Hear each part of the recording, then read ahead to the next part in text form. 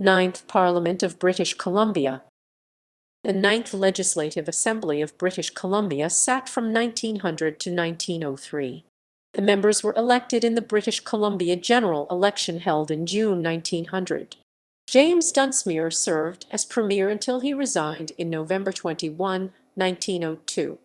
Dunsmuir was succeeded by Edward Gawler Prior, who was dismissed by the Lieutenant Governor for conflict of interest.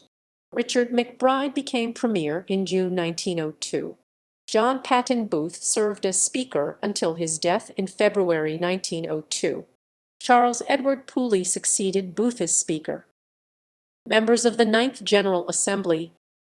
The following members were elected to the Assembly in 1900.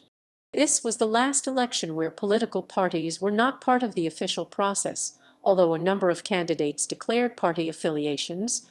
Notes: By-elections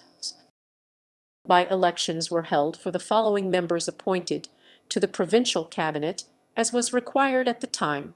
David McEwen Eberts, Attorney General, acclaimed July 4, 1900. John Herbert Turner, Minister of Finance and Agriculture, acclaimed July 4, 1900. Wilmer Cleveland Wells, Chief Commissioner of Lands and Mines, acclaimed July 17, 1900. James Douglas Prentice, Provincial Secretary and Minister of Education, acclaimed July 17, 1900. James Dunsmuir, Premier, acclaimed July 17, 1900. Richard McBride, Minister of Mines, acclaimed July 17, 1900. John Cunningham Brown, Provincial Secretary, defeated by Thomas Gifford on September 25, 1901. 1. William Wallace Burns McInnes, Provincial Secretary and Minister of Education, elected January 30, 1903. By-elections were held to replace members for various other reasons. Notes: Other changes.